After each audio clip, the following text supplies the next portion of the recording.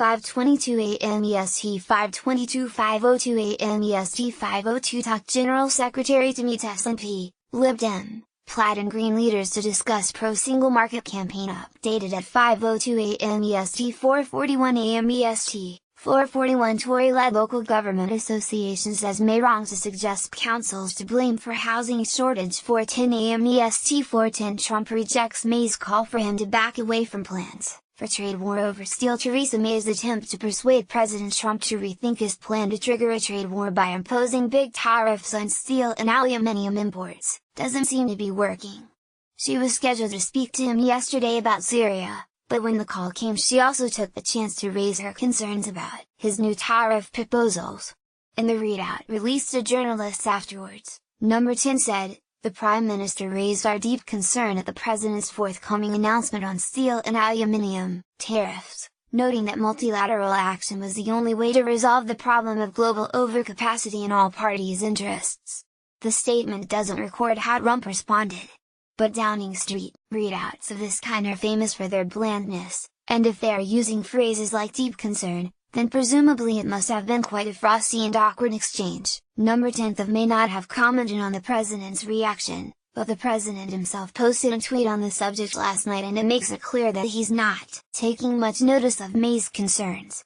Donald J. Trump, at Real Donald Trump, "We are on the losing side of almost all trade deals. Our friends and enemies have taken advantage of the US for many years. Our steel and aluminum industries are dead. Sorry, it's time for a change. Make America great again." March 5, 2018. That reference to friends presumably includes the UK. The ramifications of this don't just apply to steel and aluminum. Trump's response also illustrates the dangers of relying for a post-Brexit economic strategy too much on striking a free trade deal with someone who does not actually believe in free trade. May will be giving a speech this morning on housing. And then she will be in the Commons this afternoon making a statement on Brexit. At some point she will doubtless be asked about the Trump tweet. Here is the agenda for the day. 9:30 a.m., Penny Mordaunt, the International Development Secretary, gives a speech at a safeguarding summit with aid charities. 10 a.m., Theresa May gives a speech on housing. As Anushka Stana reports, she will hit at the perverse incentive of housing industry bonus structures paying out millions of pounds to chief executives as a result of company profits rather than the number of homes built. 11 a.m., Downing Street lobby briefing. 11 a.m., Michel Barnier, the EU's chief Brexit negotiator, meets the Sinn Féin leaders Mary Lou McDonald and Michelle O'Neill in Brussels. After 3:30 p.m., May gives a statement to MPs about her Brexit speech. 4:30 p.m., Philip Hammond, the Chancellor, gives evidence to the European Scrutiny Committee about Brexit. As usual, I will be covering breaking political news as it happens, as well as bringing you the best reaction, comment and analysis from the web. I plan to post a summary at lunchtime and another in the afternoon.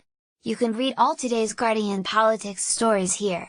Here is the Politico Europe roundup of this morning's political news from Jack Blanchard. And here is the Politics Home list of today's top 10 must-reads. If you want to follow me or contact me on Twitter, I'm on @AndrewSparrow.